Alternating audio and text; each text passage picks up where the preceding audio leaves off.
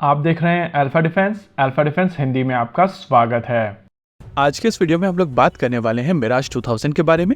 आप सभी को याद होगा कल हम लोगों ने एक वीडियो किया था जिसमें हम लोगों ने बताया था कि ग्रीस अपने मिराज 2000 भारत को देना चाहता है और ये केवल एक ऑफर है, यानी कि अभी तक ग्रीस के इस ऑफर को भारत ने एक्सेप्ट नहीं किया है, लेकिन इसके एक्सेप्टेंस के चांसेस ज्यादा हैं। पॉलिटिकल एंगल को हम लोग कॉन्फ्लिक्ट एक्स के ऊपर डिस्कस करेंगे, लेकिन अगर आप सप्लाई चेन एंगल को समझें तो आपको समझ में आएगा कि इनके ऊपर मौजूद स्पेयर पार्ट्स काफी आसानी से यूज किए जा सकते हैं।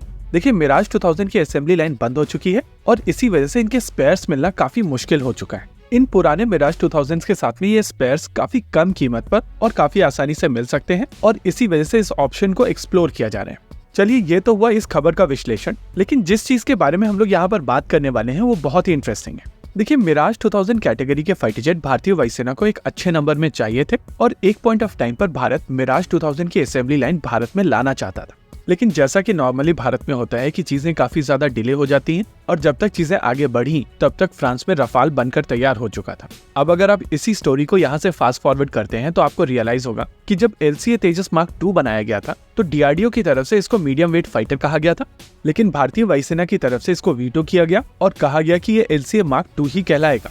भारतीय वायुसेना के हिसाब से मीडियम वेट कैटेगरी AMCA और इंपोर्टेड रफाल फाइटर जेट से, लेकिन मिराज 2000 का जो रिप्लेसमेंट होने वाला है यानी कि LCA तेजस मार्क 2 वो मीडियम वेट फाइटर नहीं है, वो LCA मार्क 2 है। अब अगर आप इस सारी इन्फॉर्मेशन को एक साथ प्रोसेस करेंगे तो आपको समझ में आएगा कि भारतीय वायुसेना की तरफ से मिराज 2000 को 101 रिप्लेस करने की कोशिश नहीं की जा रही है। इनफैक्ट वो लोग कैपेबिलिटी इंप्रूवमेंट की तरफ जा रहे हैं।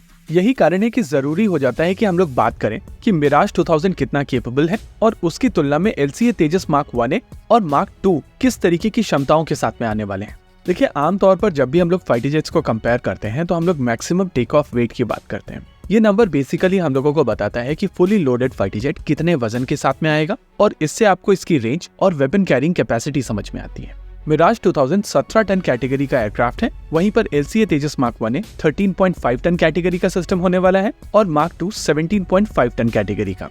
वहीं पर दूसरा इंपॉर्टेंट एस्पेक्ट होता है पेलोड कैपेसिटी और हार्ड पॉइंट्स का। मिराज 2000 में 9 हार्ड पॉइंट्स हैं और इनके ऊपर 6.3 टन कैटेगरी का वजन कैरी किया जा सकता है। तेजस मार्क 1A की अगर बात की जाए तो इनिशियली मार्क 1 4.5 टन कैटेगरी के लिए क्लासिफाई किया गया था, लेकिन FOC आते आते ये नंबर बढ़कर 5.3 टन हो चुका है और हम लोग यहाँ पर अज्यूम करके चल रहे हैं कि मार्क 1A का नंबर भी अप्रोक्सीमेटली सिमिलर होगा।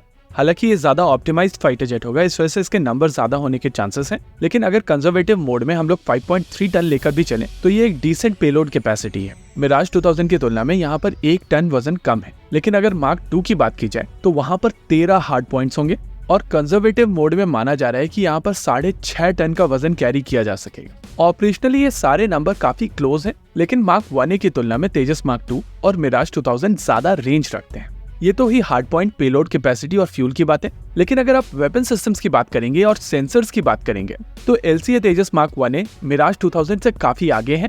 मिराज 2000 का एयर टू एयर मोड में मेन हथियार माइका मिसाइल सिस्टम है, वहीं पर LCA मार्क 1 और मार्क 2 के ऊपर अस्त्र फैमिली की तीनों मिसाइल सिस्टम्स जाएंगी। बॉम्ब्स की अगर बात की जाए तो अगेन मिराज 2000 का मेन हथियार स्पाइस 2000 है, लेकिन LCA तेजस मार्क 1 और मार्क 1A के ऊपर हैमर से लेकर JDAM तक और रुद्रम से लेकर ब्रह्मोस फैमिली जैसी मिसाइल सिस्टम्स जाएंगी। ये डिफरेंस खुद में ही काफी ज्यादा सिग्निफिकेंट है, लेकिन अगर आप सेंसर्स की बात करेंगे तो वहां पर ये डिफरेंस और ज्यादा सिग्निफिकेंट हो जाता है। जैसे कि LCA तेजस मार्क 1 और मार्क 1A दोनों ही एसा रेडार्स के साथ में आएंगे। इन दोनों ही एयरक्राफ्ट के ऊपर यूनिफाइड इलेक्ट्रॉनिक वॉरफेयर स्वीट होगा और ये दोनों ही aircraft built in data links के साथ में आएंगे। होप यहाँ पर आपको एक बेसिक आइडिया मिला होगा कि कैसे ये तीनों एयरक्राफ्ट अलग हैं और क्यों LCA तेजस मार्क 1A आने वाले समय में भारतीय वायुसेना की ज्यादातर परेशानियों को दूर कर देंगे। इसी के साथ आज के इस वीडियो में रखते हैं केवल इतना ही। वीडियो को अंत तक देखने के लिए धन्यवाद। देखते रहिए अल्फा डिफेंस। जय हिंद।